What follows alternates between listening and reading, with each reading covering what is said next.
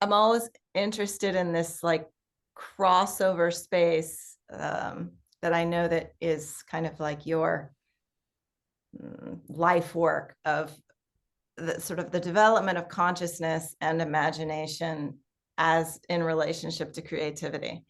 And I think the other reason this show is kind of exciting to me and meaningful to me now is that, like, I think last time we talked, I was talking to you about my book and the development of creativity. And I think that since I focused on that so much and talking about, processes and how you might develop the imagination, how you might develop inspiration, how you might allow yourself to do like small sketches and concept sketches. All of that development of the sort of subconscious and the processes of creativity that sort of have act on all of our minds, but we're maybe sort of more conscious of it or less conscious of it. And over the past few years, I've obviously been trying to like pay a lot of attention to that, like try to learn from what seems to be happening in the subconscious, in my subconscious mind.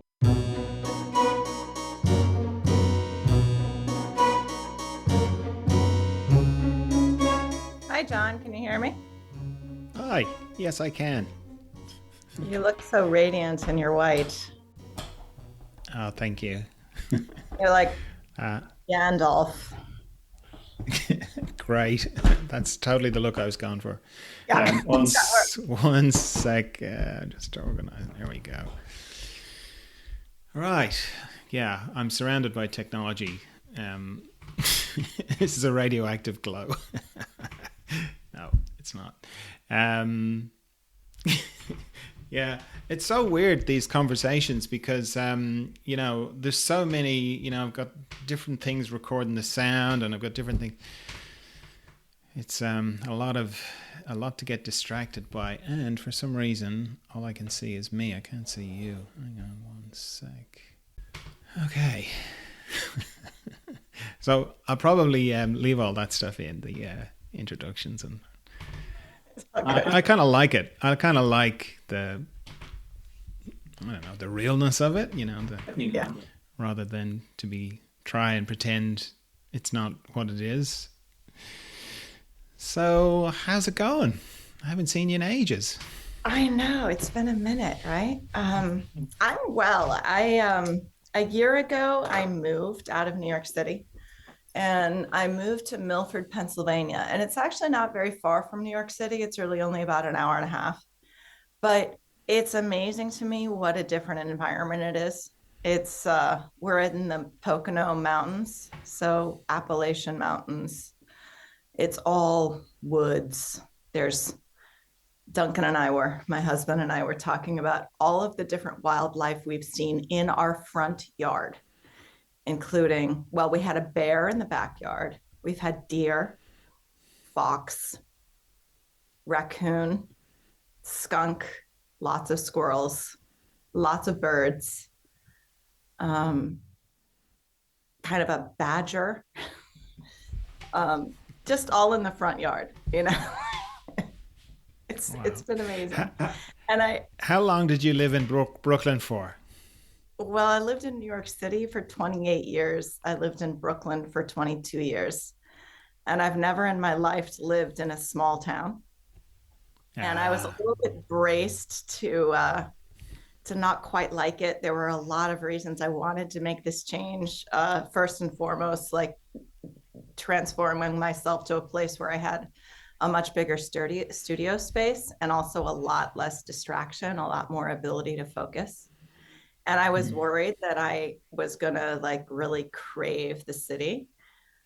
Living, I've always lived in an urban setting, but I find I get in and out of the city just often enough that I'm like, I'm great. And that the peace and quiet and the sounds of nature and the like, it's starting to be beautiful fall here. There's a lot of beautiful fall color. So it's very beautiful. I love it. yeah. So you've been through one whole cycle of the seasons now, and you're into the second. It's like, oh, I know what's coming now. Yeah. Whereas the first year, it's like, wow, look at what spring is like. and then it's like, wow, Well, look in at the what summer is first year like. too, like I felt like I spent a lot of my time kind of like looking around, being like, I guess I live here now, sort of like feeling like I was in an Airbnb that I didn't quite know how to use the dishwasher. And then it took kind of a long time to sort of get settled in. And now I do have a sense of feeling at home here. And there's just been so much, since I've talked to you last, I've had so much change in my life. I wrote that book, Path of Drawing. I moved Mm. out of the city. My father passed away. Oh, I'm sorry to hear that. Young, my younger child went to college. So now have both of my kids who are now young adults and in the process of establishing their own life someplace else. So it's been a really Yeah, right. lot of transformation in my life. Yeah, wow. And did I get it right? You never lived in the country before. You've never lived like, yeah, okay. I've never lived in a small town. I never wanted to live in a small town, but the combination of what I was wanting in terms of studio space and access to the city, and then this town is actually very walkable. Like there's a great deal that I can do to walk to get a coffee, go to the post office, go to the drugstore, see friends. It's very walkable, and so that's been really kind of ideal for me. Yeah, Yeah. How far is it from New York? about an hour and a half, 2 hours if there's traffic. Yeah, okay. All right. Yeah, that's not so bad. When I moved down here to the country, I had lived in small towns before, and I didn't have a good experience. I didn't like it. I liked the nature, but I didn't like the people. Uh-huh. I didn't like the small town kind of mentality. So when I was moving down here, I was quite apprehensive as well. But it's like, well, when I moved down, it's got less now. They've improved the roads. But when I moved down first, it was 5 hours from Dublin. Mm-hmm. So once you're here, it's not like you could pop off to do anything. It's not like there's no other cities, but I'm from Dublin. I was born. Yeah. I wasn't born in nature, so I totally relate to that feeling of like wonder that you have, like being in nature and all the different. Yeah. I'm very familiar with it now because I've been here like since 2013, so it's like over 12 years. But it's still very beautiful. Uh, I hasn't lost. I'm familiar with it, but I haven't lost the wonder of it. yeah. Well, I have a lot of wonder and gratitude just for my natural environment, and it definitely feels, I can feel like my blood pressure, my ability to sort of hear my own thoughts. It's just it's much more supportive and quiet. And I was nervous about that sort of small town life, small town mentality, but I think because we're so close to New York City, there's actually a great deal of other people who are also maybe writers or creative people, maybe also still work in the city. So like I grew up in St. Louis, which is in the Midwest, and a small town in Missouri or Illinois is very different from a small town in the Northeast. So I've been really, pleased to be making some new friends, getting to know new people, and discovering a lot of, different kinds of people. It's been good. Yeah, yeah, that's what I discovered as well. It's like not all small towns are the same, and I'm very lucky where I am as well. It's lovely. I've never encountered that kind of small town mentality. I've encountered the what I kind of think of as the what you'd see in a movie where you just you're sort of oh hi and oh hi over there Bill, and you just sort of know everybody and everybody knows about you and everybody knows your business, but it's kind of okay. That is true. And I think actually I've been thinking about different stages of life. When I was in my 20s or 30s, I couldn't have like tolerated that feeling of like sort of everybody knowing my business. And I think you feel at a younger age you need to sort of get into a place where there is more sort of anonymity so you can kind of cast around and figure out who you are. And now kind of being in an atmosphere where yeah, like my neighbors like know when I get a new rug delivered and they're like, oh, I see, like they say you really know a lot about your life. It's I'm just much more relaxed. I'm like, yeah, hey, it's great to see you. Yeah. What they do here, which, and I don't know whether this is specific to Kerry where I live, but, and maybe it's the ancientness of the country, because you've been to Ireland, haven't you? Since we nearly caught up. And anyway, Yeah, we'll I've get been back to to that in a minute. Dublin now and Cork briefly, and we went to Cove. And back in the before I had gone up to Northern Ireland, so I've been a few times, and it's such a beautiful, lyrical, poetic place. Yeah. So I think because of the ancientness, one of the things that people do here is they almost like ask you about your lineage, because they're trying to place you in the context of I think the landscape or the social landscape. But if you're from a big city, it feels very invasive. They're like, they want to know where you work. They want to know who your father was, who your mother was, how what are you doing here? How did you end up here? Yeah. And yeah, initially I found that very, challenging, but now I'm kind of used to it. I just kind of know everybody knows. And I remember when I moved to this particular house, I was talking to the neighbor. It would have been 6 months after I'd moved in here, and his cousin was in the house, and he he went to introduce me, and he said, "Oh, this is John," and the cousin just went, "I know." Like, I already know who that guy is, and I know everything about him. You don't have to tell me anything about him. And yeah, nice to meet you and everything, but you don't need to I'm tell me finding anything. I that already too. know. Also, like In fact, everybody knows. yeah, I turned my garage space into a studio. And so I think it's also obvious to anybody walking around the town, and it's a small town. So if you walked around the town, you've probably walked past the studio. And they're like, oh, yeah, you're the artist who moves into the gray house, So it's really, Yeah. yeah. What were you over for last time? What were you over in Ireland for last time? The time we nearly caught up when it was when you were I think you were with family or something though, was it? It was more of a family thing, was it? Uh-huh. My husband, Duncan, his family is Scots and Irish, and his mother is entirely Irish, Cashman. And we went to Cove, and then we went on a little bit of an excursion, and I'm afraid I cannot at the top of mind remember the name of the small town that her Cashman family was from, but we went and saw their old grave markers and the church that her ancestor was married in, and it's near Cove. And so that was a really special little excursion for Duncan's mother. She had never been to Ireland, and so I went with his whole family, and we traveled around seeing kind of the old homeland. It was beautiful. Yeah, great. Okay, well, I hadn't planned on. I kind of stopped doing these kind of interviews, but then you sent me such a lovely email, and I really liked your the paintings and your work and what you're doing. So tell me about it. Yeah, thank you. I appreciate it. I mean, I always just enjoy my conversations with you, and I feel like we've had a few different conversations over the years that have just planted little seeds in my mind that have kept. This new work is the title of the show is The Fey Wild. And you probably are very familiar with this whole mythology, much more than, frankly, a lot of Americans are. But the idea of the fairy realm or the Fey realm.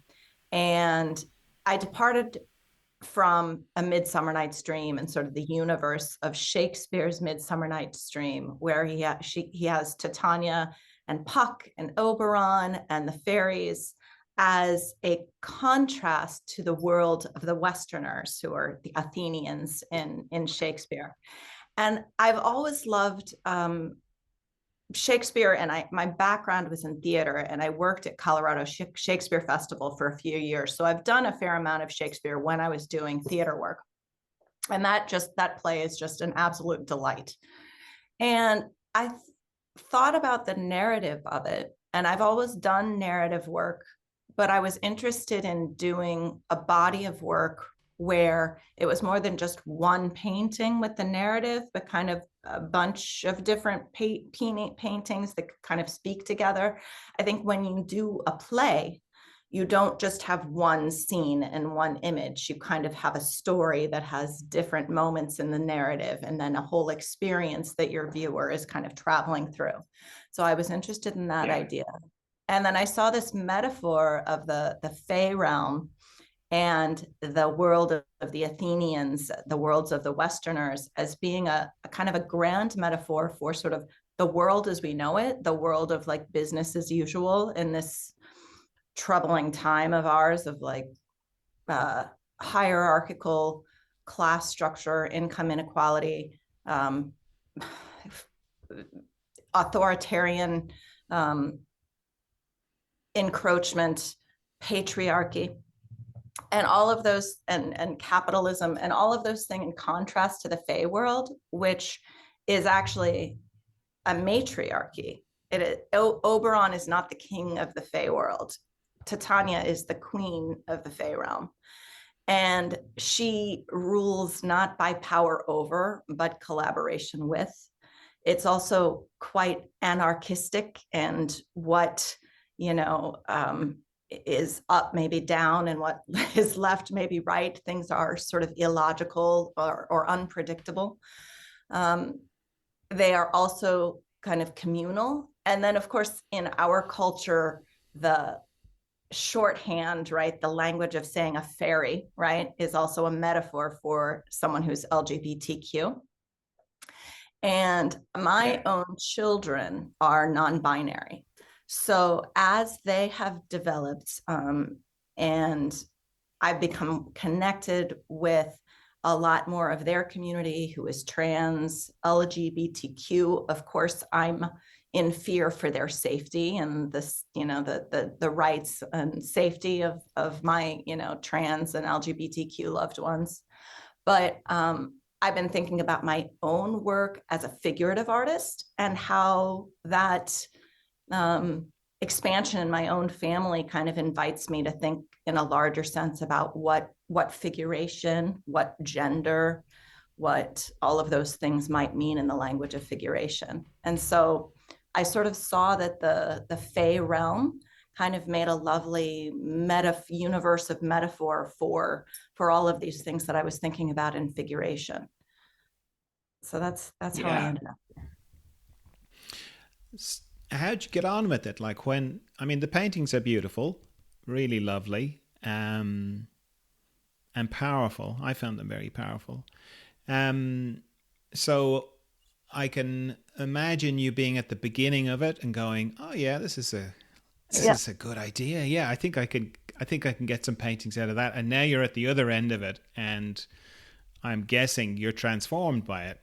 It's funny. I am finding that the more I'm also talking about it and kind of closing up the work, like trying to finish the last pieces that are going in, to be honest, I have more and more ideas about things that I could put into this. So it's kind of interesting how something expands.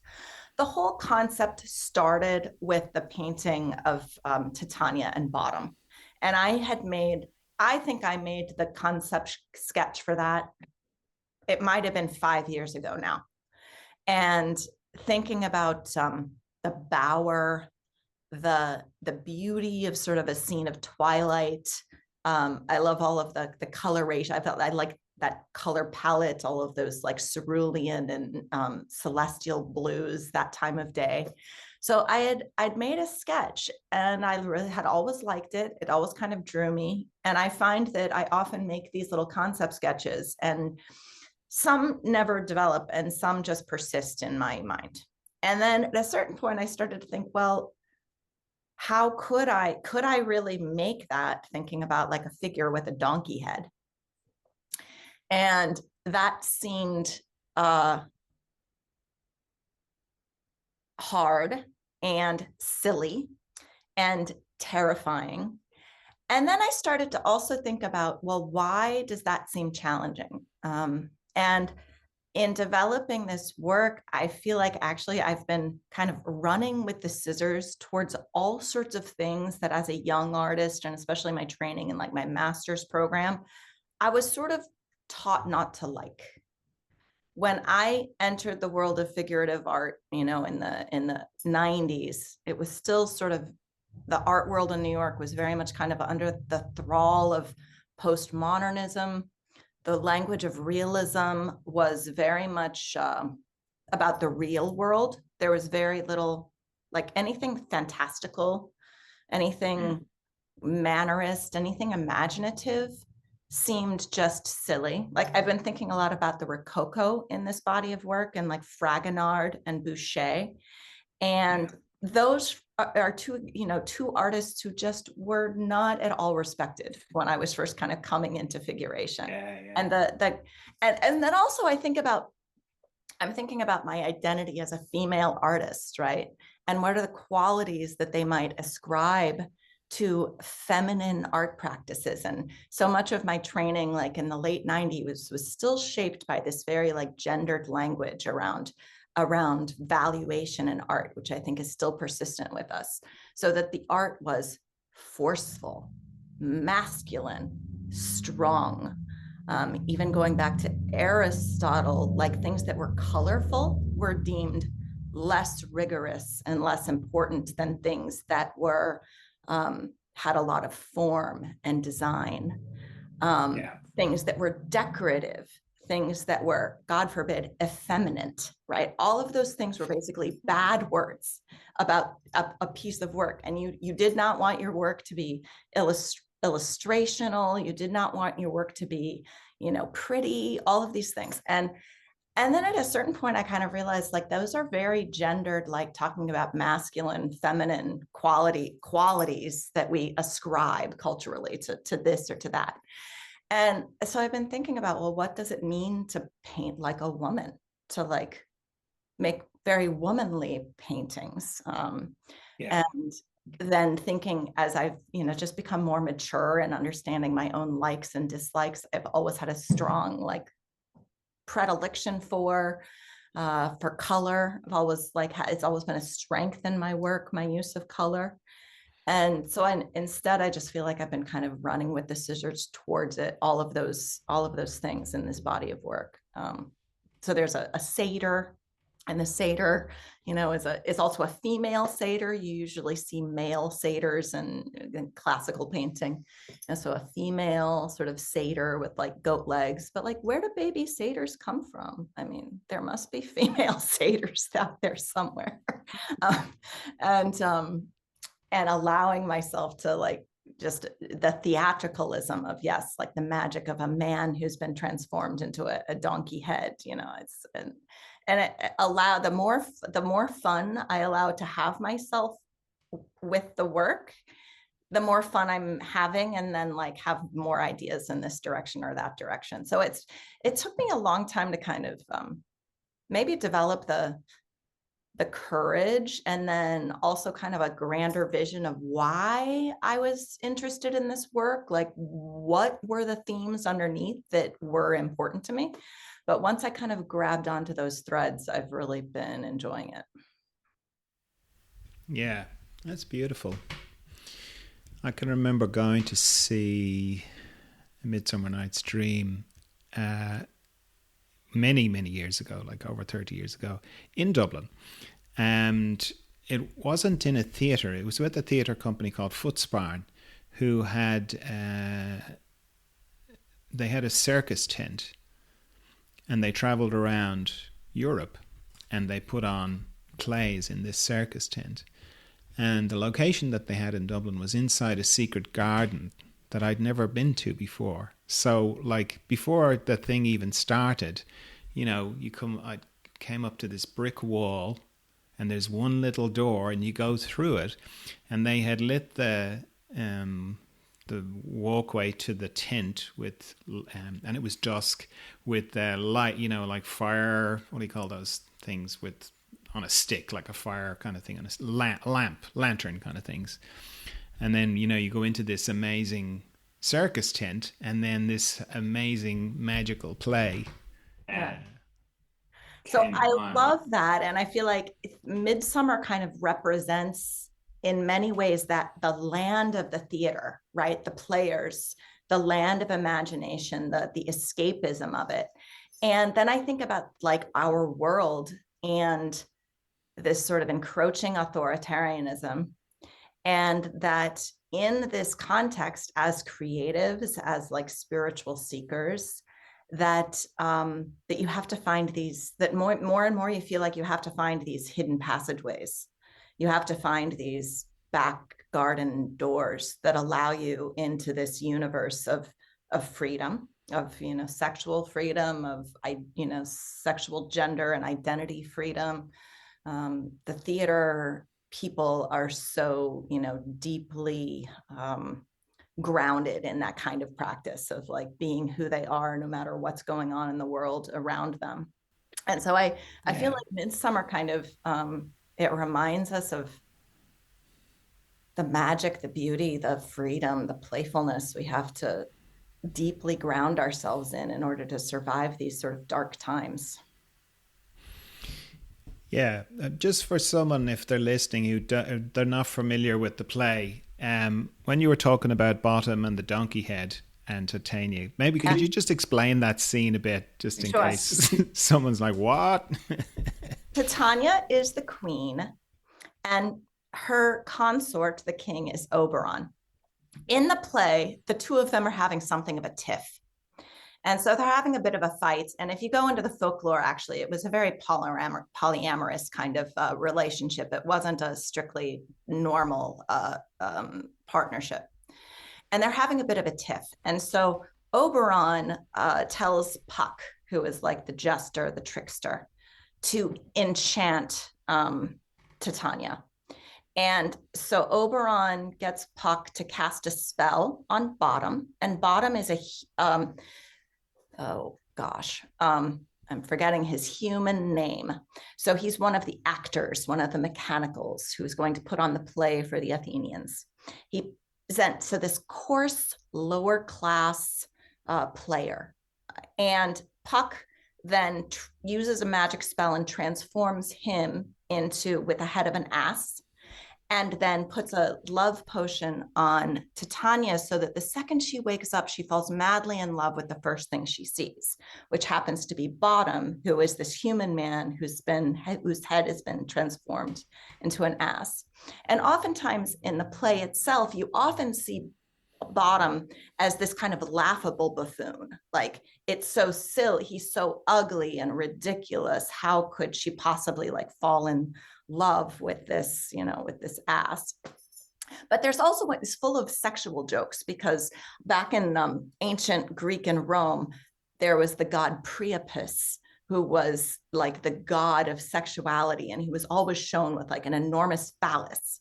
So I think that there's all of these like sexual joke layers about Titania and Bottom and the ass and in the play, then she has her fairies. She's madly in love with the donkey man now, to take Bottom to her bower and like give him, fruits and hay and all these beautiful things and spend the night with her in her bower.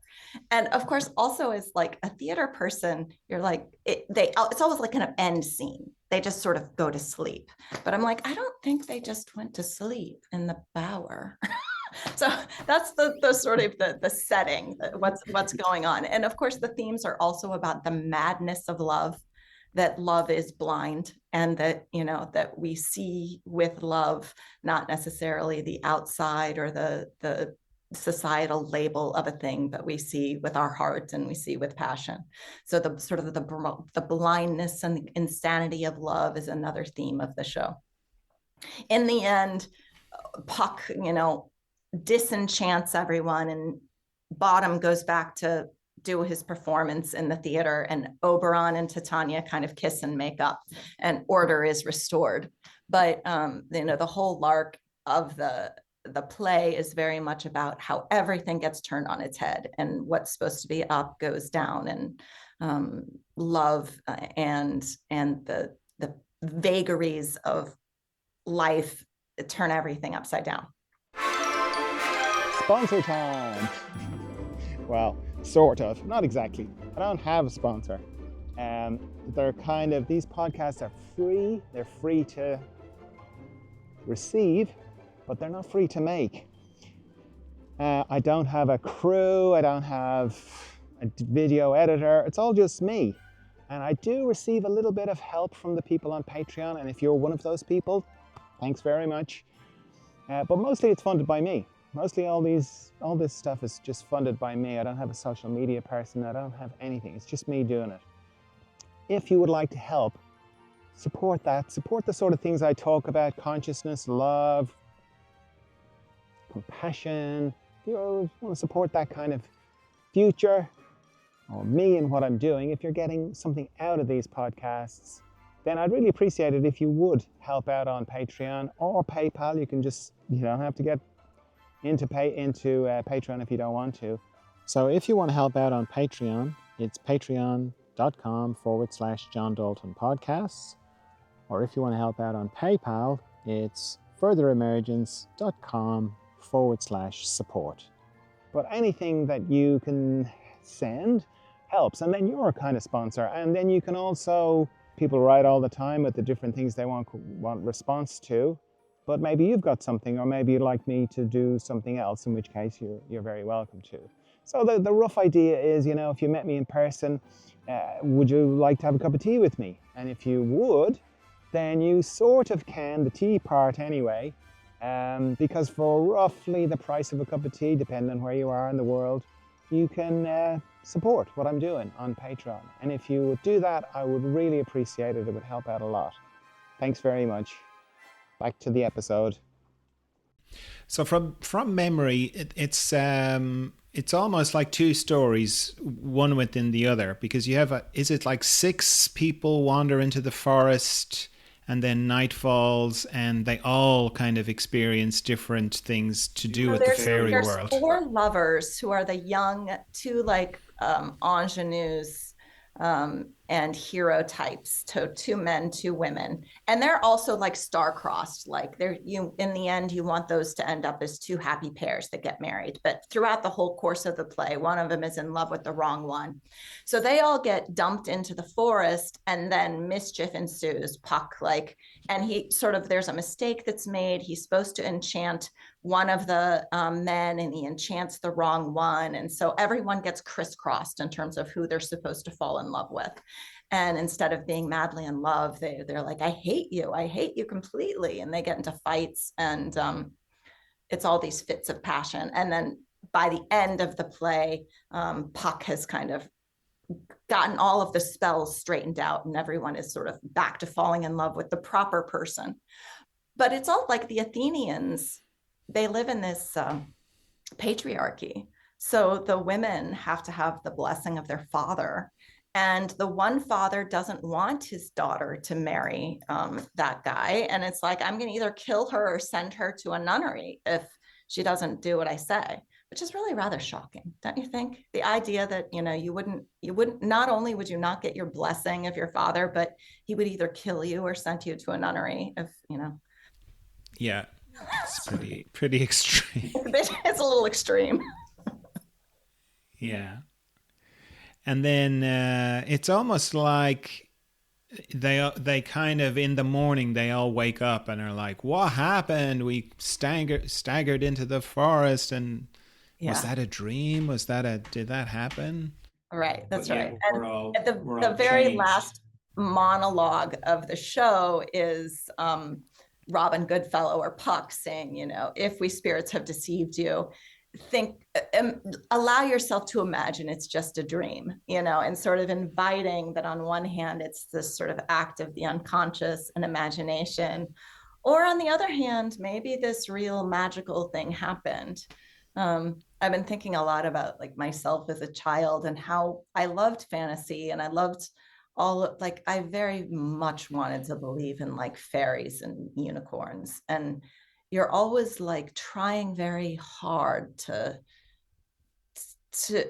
as you get older, you more and more become aware of the world around you as its realness, and sort of the enchantment of your childhood imagination gets lost, and it feels like a sad loss. And I think now, as an older person, but also then as an artist, as a creative person, I'm I think actually it's just as important as ever for us to have these kind of fantastical flights of fancy in our imagination. And I think that's one of the primary themes of Midsummer is the importance of the imagination and the importance of being able to untether yourself from kind of the idea, the expectations of the world as you know it, the inevitability of business as usual, but that through like imagination, that actually is the path towards like transforming either one's own world or your community or the world around you into something new, that it only happens through these acts of imagination. Yeah, well, certainly I found that the things that were told as children, like particularly about fairy tales, not the scary fairy tales, but the things, the fairy tales to do with magic and the fairy world, that they're kind of gross characterizations of something. So you get the idea of it. And then as you get older, you can start to look for the reality of it, which doesn't, in my experience anyway, it doesn't look like what we were told it looks like, but it's just as real and just as tangible if you are looking for it. So, what would be called, what did Carl Jung call it? Synchronicity. He was big on synchronicity. I was just thinking about that person and then they called me, So you can go, well, that's just coincidence. Or you could go, well, that's real magic. That's how it really happens, Yeah. Of all the places I could have been standing and I bumped into that person, what are the chances of that? Very unlikely. And as you walk around in nature, and you probably see this yourself, I find it much easier to see that kind of magic in nature. You can sort of walk into something and you're like, I felt this way 10 paces back and now I feel different. I just walked into something there. I don't know what it is, but it's definitely something, So rather than, I'm looking to see a fairy or see a thing, different people receive things in different ways, but you can register magic if you are looking for it. But I think without the fairy tales, you wouldn't even know where to start. So you kind of have the principles and this sort of, as I say, these kind of more graphic representations, and that sort of gets you started. But then, as you say, the world comes in and kind of goes, those are the things of childhood. Whereas if you kind of bypass that and go, well, maybe, but maybe not. Maybe let me keep looking and let me see what it's actually like. Then the world can be full of magic, or so that's my experience anyway. I think that's so important. I think that we too often kind of are taught in our educations, this is to be realistic, don't be fanciful. But our ability to notice enchantment, a sense of a kind of spiritual or some sort of a strange vibration, right? Like once you're sort of like open to it, you discover it more and more. Like your comment was reminding me of just going for a walk with my dog, and it had been raining, but it wasn't really raining. It was just kind of a little misty, and the sun was about to set, and it sort of hit this foggy mist over a creek as the light was cutting through the trees. And it was positively the most enchanting visual place I've ever seen in my life. And I would have been absolutely not surprised at all to see a fawn or a fairy or and it's allowing ourselves to have a sense of connection to that, or a sense of that this is something expansive and larger than me. It's really, nature provides us over and over with those kinds of enchantments. It's really beautiful. But we have to kind of allow ourselves to be young at heart enough or playful of mind enough to see it. Yeah, I find that what the easiest way is to not get into a is it real or not kind of thing. I find, you may have come across people who are like, oh no, fairies are real, and they're militant about it, and it's like, yeah, I think so, but maybe not. Like, it's a mysterious world, anything's possible.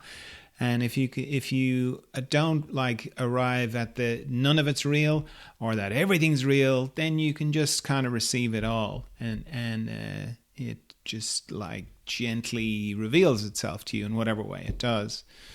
But when you're talking about mist there, that's certainly in the Irish tradition. It's one of the ways that the fairy people in Ireland are called the Tua de Danann, and they're full size. But part of this idea that they've been, that fairies are small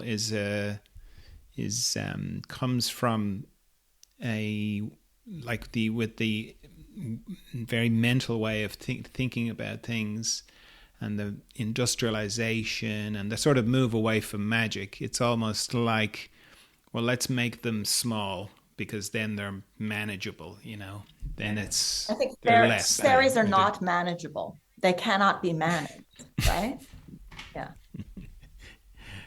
No.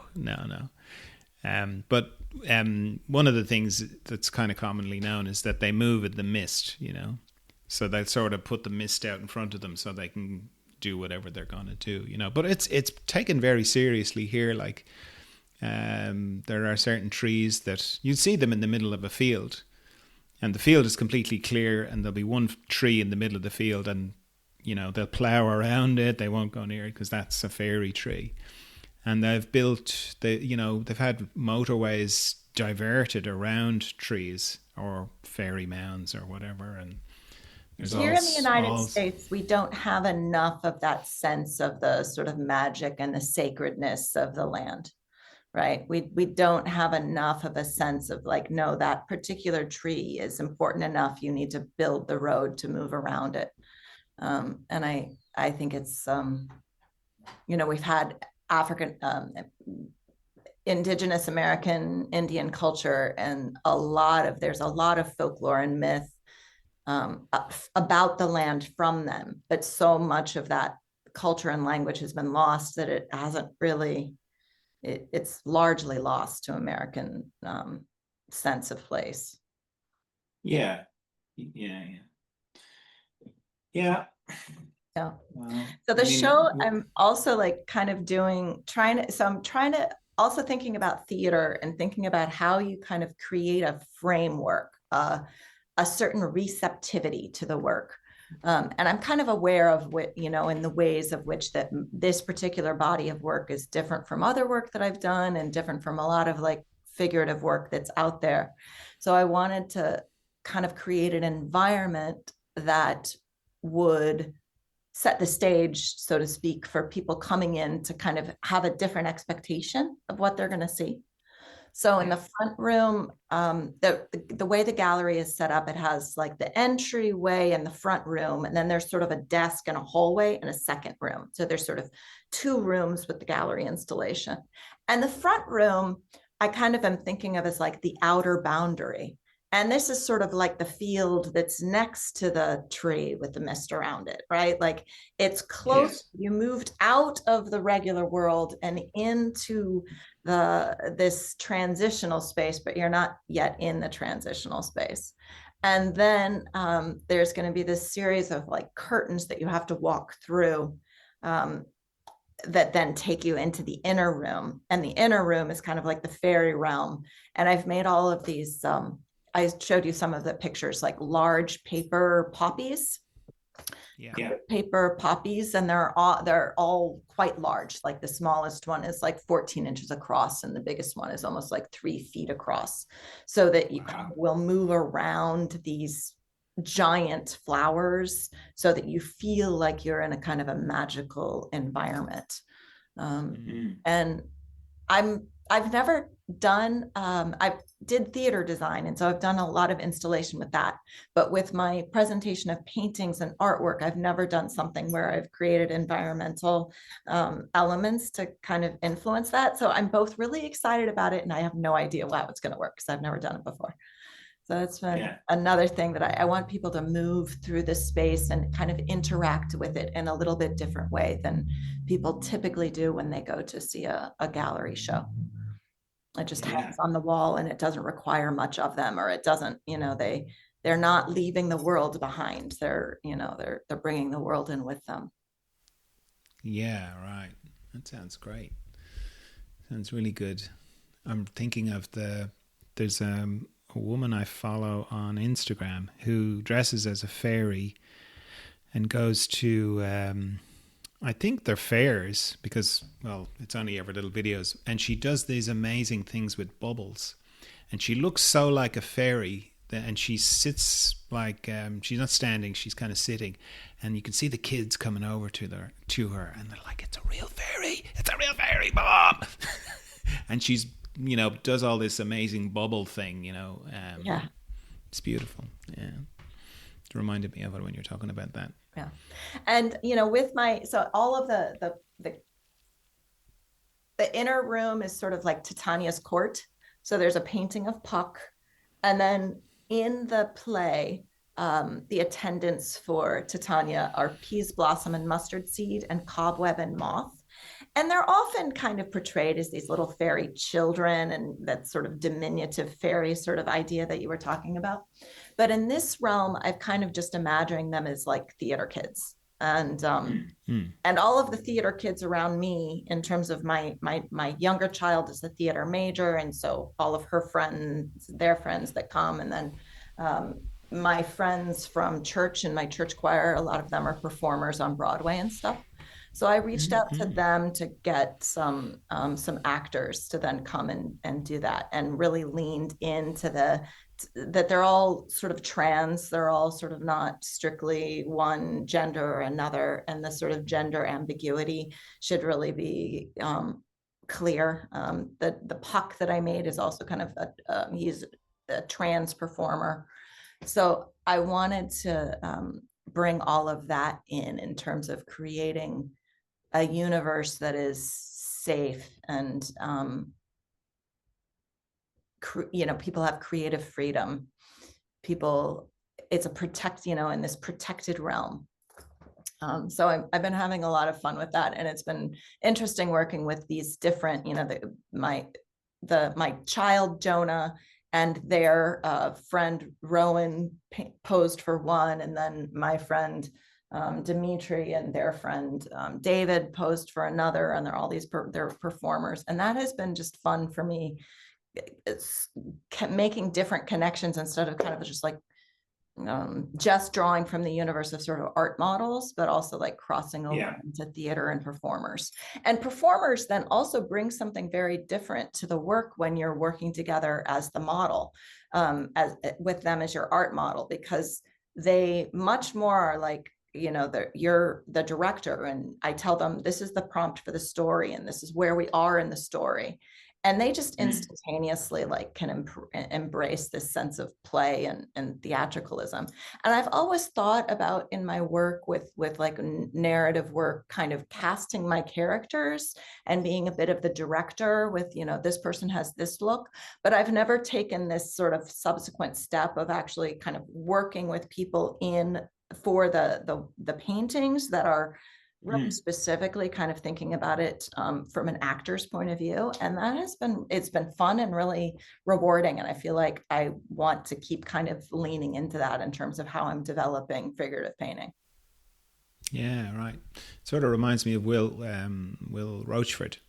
He paints what he describes as stills of films that never were. Yeah. So he'll get the actors and he'll get the whole set thing, and it's very much, and then the body of the particular show will be all from this particular film that's just in his head. Yeah, absolutely. Yeah, it's fascinating. So when you were saying about the actors, are you going to have them there like on the opening night kind of thing? I very much hope so. So Jonah and Rowan will be there. And I think I am hoping that many of the models for my show will be there. Yeah. And they dress fabulously. The which? I hope they really, dress fabulously.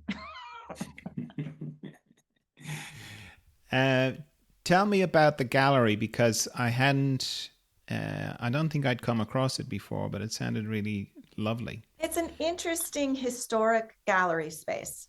It's called Equity Gallery. It is the physical space of an organization called the New York Artist Equity Association.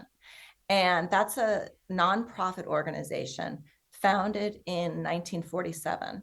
And it was created by a group of artists who wanted to create a alternate universe to what they were seeing as the sort of developing capitalist art gallery model, and trying to create something that was more communal, not so much commercial minded as supporting the creativity or the development of the artists minded. The artists associated with that were a lot of names that you'd recognize: Jacob Lawrence, Gwendolyn Knight Lawrence, John Sloan. I'm gonna not do a great job coming up with all of these names of these well-known American artists from the mid-century. So it has a lovely historic background, and it was always had this mission of being a space not so much controlled by a gallerist trying to turn the work into a commodity, but by a group of artists trying to support the development of each other in their art. So it's a really nice art organization, New York Artist Equity Association. I've been a member there for 6 years or so. I've participated in a number of different group shows there, and this will be the first time I'm having a solo show in that space. It's in the Lower East Side, which is a great space for galleries in New York City, because it's one of the few places in Manhattan still that has its sort of old New York feel. There aren't that many high rises. It's still sort of small building, Lower East Side tenement buildings. And so it has this lovely sort of old New York atmosphere. Oh, nice. And how long is the show for? It's up for 4 weeks. It opens November wow. 6th, and I think the last day is December 6th. Nice. Yeah. Okay. I'm always interested in this like crossover space that I know that is kind of like your life work of the sort of the development of consciousness and imagination as in relationship to creativity. And I think the other reason this show is kind of exciting to me and meaningful to me now is that, like, I think last time we talked, I was talking to you about my book and the development of creativity. And I think that since I focused on that so much and talking about, processes and how you might develop the imagination, how you might develop inspiration, how you might allow yourself to do like small sketches and concept sketches, all of that development of the sort of subconscious and the processes of creativity that sort of have act on all of our minds, but we're maybe sort of more conscious of it or less conscious of it. And over the past few years, I've obviously been trying to like pay a lot of attention to that, like try to learn from what seems to be happening in the subconscious, in my subconscious mind, or dreams, and then it's been satisfying and fun to then have the opportunity to develop it into a body of work. So I'm happy to tell you about it, because I feel like my conversations with you over the years have kind of strengthened that particular interest in myself. Oh, nice. And how has it been received so far? Is there a lot of interest in the paintings? There is interest in the paintings, although honestly, working with this gallery, they have really encouraged me to not share too much too far ahead, right? And to kind of like save up my firework for for now that it's time to really present it. So honestly, it's going to be news to me too, to find out how exactly it's received, and how people and what people will think of it. Especially, I'm curious to see what people who've known my work for a long time, how it strikes them. I'm sort of hoping to connect with some new audiences. I'm, trying present it in a little bit different way, see if I can attract a slightly different, maybe people who hadn't seen my work before, maybe think they were interested in narrative figuration, and see if I can draw some new people in. So I'm hopeful. Yeah, well, based on what you were saying about how things are and how people are at the moment, my sense is they'll be gobbled up, that they'll all be sold before you even open the door, kind of thing. Because this idea of business as usual is, I think, harder and harder and harder to maintain. And if you happen to be in the position to buy paintings, and in every other aspect of your life, your soul feels barren. I think seeing your paintings, this particular body, will be just like, I have to have that in my house. I have to see that every day, or I have to get a little bit closer to it, I've been really busy, so busy the last couple of months with the last push getting ready for this show. But at the same time, I have been so mindful of my gratitude for the opportunity to do this work right now. And I think I have more maturity, more gratitude and understanding for that now, that like, there are so many things about my life and like the support of my family to have the creative freedom right now to do this work. And I'm just the luckiest person in the world to be able to do that. And then I've been thinking to myself over and over, and I think for everyone, like right now, what is it that you plan to do with your freedom? I think we all kind of feel like our freedoms are being encroached upon. But at the same time, were you really using your freedom as much as you could have? And I just I'm hoping that this body of work inspires a feeling of like freedom. Yeah, well, it's lovely. It's lovely. I think for me, the wish is to bring the magic into day, to make it ordinary, to sort of like to not wake up in the morning, like the people in the forest, for it to continue on and to spill out of the forest, and like, yeah, that's just ordinary. That's a satyr. Yeah, it's not a big deal. That's kind of the way everything is. I love that. Yeah, let's keep our enchantment. Yeah. Yeah, beautiful. Okay, well, lovely to chat with you as always. Great I catching wish up. you well. What are the dates for the show again? The opening is November 6th. It will be on view for 4 weeks through December 6th. And it's in the Lower East Side in New York City, Equity Gallery. Beautiful. And just say your Instagram. So that is my whole name, Patricia Watwood, Patricia Watwood.